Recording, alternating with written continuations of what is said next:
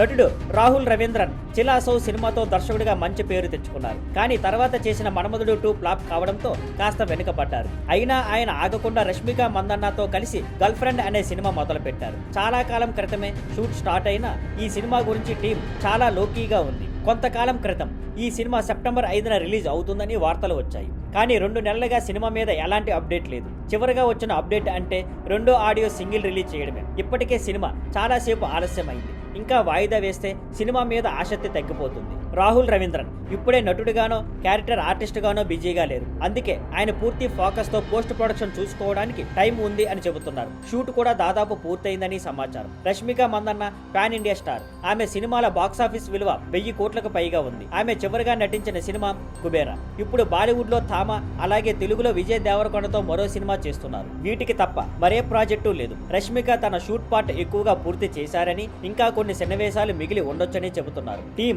ఇంకా ఆలస్యం చేస్తే సినిమా రిలీజ్కి రాకముందే ప్రాధాన్యం కోల్పోతుంది. అది బాక్సాఫీస్ రన్ పైన ప్రభావం చూపే అవకాశం ఉంది.